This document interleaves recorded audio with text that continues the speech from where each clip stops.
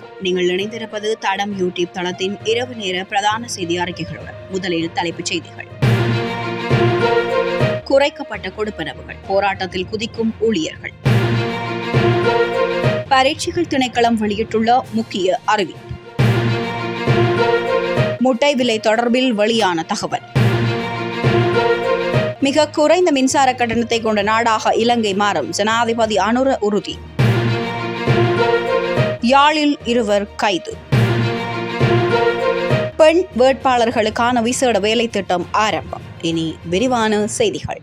எதிர்வரும் நாட்களில் நாடாளுமன்ற ஊழியர்கள் வலுவான தொழிற்சங்க நடவடிக்கையை எடுக்க தயாராகி வருவதாக தகவல் வெளியாகியுள்ளது. புதிய சம்பள திருத்தங்களின் கீழ் அனைத்து நாடாளுமன்ற ஊழியர்களுக்கான கொடுப்பனவுகள் 70% இருந்து 39% குறைக்கப்படுவதற்கு எதிர்ப்பு தெரிவித்து இந்த போராட்டம் நடைபெறவுள்ளது. நாடாளுமன்ற ஊழியர்களுக்கான கொடுப்பனவுகள் குறைக்கப்பட்டமை தொடர்பில் அவர்கள் ஏற்கனவே நாடாளுமன்ற தலைவர்களிடம் புகார் அளித்துள்ளனர்.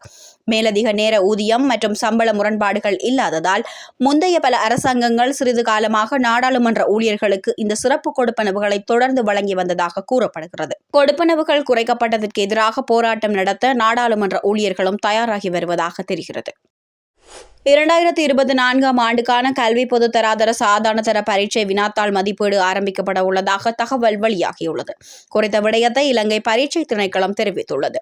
விடைத்தாள் மதிப்பீடு ஏப்ரல் 1 ஆரம்பிக்கப்பட உள்ளதாக தெரிவிக்கப்பட்டுள்ளது. இதன் முதல் கட்டமாக ஏப்ரல் 1 தொடக்கம் 10 வரை 1066 மதிப்பீட்டு மையங்களில் விடைத்தாள் மதிப்பீடு இடம்பெறவுள்ளது.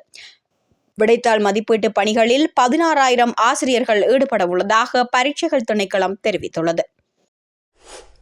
நாட்டில் வீழ்ச்சியடைந்து வரும் முட்டையின் விலையை கட்டுப்படுத்துவதற்கு அரசாங்கம் நடவடிக்கை எடுக்காவிட்டால் எதிர்காலத்தில் முட்டை ஒன்றின் விலை 50 ரூபாயாக அதிகரிக்கப்படும் என அகில இலங்கை முட்டை உற்பத்தியாளர்கள் சங்கம் எச்சரிக்கை விடுத்துள்ளது.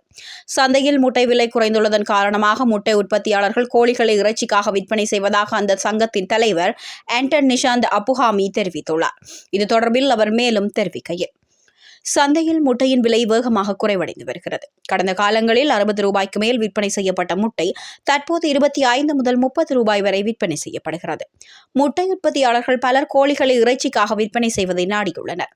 இந்த நிலையில் முட்டைக்கான நியாயமான விலையை நிர்ணயம் செய்து முட்டை உற்பத்தியாளர்களையும் நுகர்வோரையும் பாதுகாக்க வேண்டியது அரசாங்கத்தின் பொறுப்பாகும் என அவர் தெரிவித்துள்ளார்.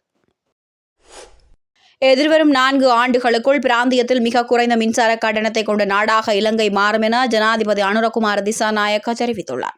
வெற்றி நிச்சயம், கிராமம் நமதே எனும் தொழிற்பொருளில் எதிர்வரும் உள்ளூராட்சி மன்ற தேர்தலை இலக்காக கொண்டு நேற்று மித்தனியாவில் நடைபெற்ற மக்கள் சந்திப்பில் கலந்து கொண்டு உரையாற்றும் போதே ஜனாதிபதி இவ்வாறு தெரிவித்துள்ளார்.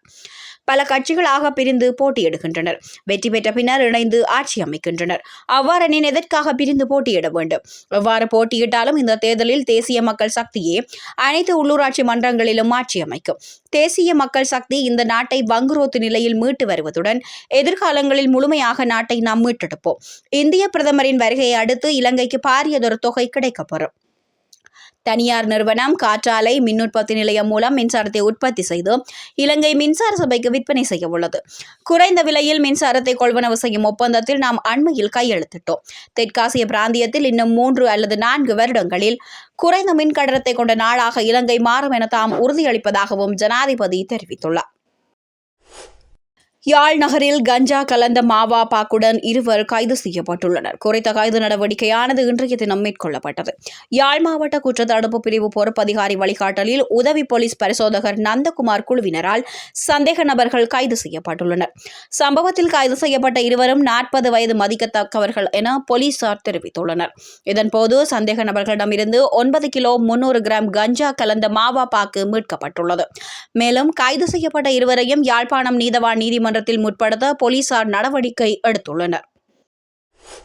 உள்ளூராட்சி மன்ற தேர்தலில் போட்டியிடும் பெண் வேட்பாளர்கள் மீதான அத்துமீறல்களை தடுப்பதற்காக விசேட வேலை திட்டம் ஆரம்பிக்கப்பட்டுள்ளதாக மகளிர் மற்றும் சிறுவர் விவகார அமைச்சர் சரோஜா சாவித்ரி போல்ராஜ் தெரிவித்துள்ளார். அத்துடன் இணையதளம் மற்றும் சமூக ஊடகங்கள் ஊடாக இடம்பெறும் அத்துமீறல்கள் தொடர்பில் விசேட கவனம் செலுத்தப்படும் எனவும் அவர் குறிப்பிட்டுள்ளார்.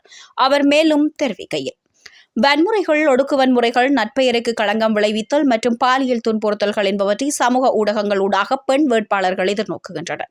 இவற்றுக்கு எதிராக சில தரப்பினரின் உதவியுடன் சட்ட நடவடிக்கை எடுப்பதற்கான வேலை திட்டம் நடைமுறைப்படுத்தப்பட்டுள்ளது.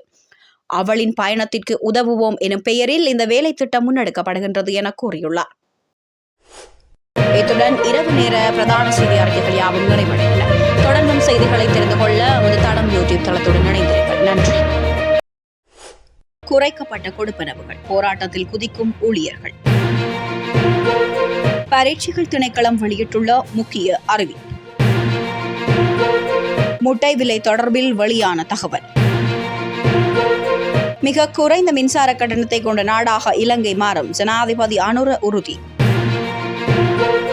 யாழில் 2 கைது. பெண் வேட்பாளர்களுக்கான விசேட வேலை திட்டம் ஆரம்பம். இது போன்ற செய்திகளை தெரிந்து கொள்ள தடம் நியூஸ் சேனலை சப்ஸ்கிரைப் செய்து அருகில் உள்ள பெல் பட்டனை கிளிக் செய்யுங்கள். மேலும் இது போன்ற செய்திகளை உடனுக்குடன் தெரிந்து கொள்ள தடம் FM.com என்ற இணையதளத்தின் வாயிலாகவும் எங்களுடன் இணைந்து கொள்ளுங்கள்.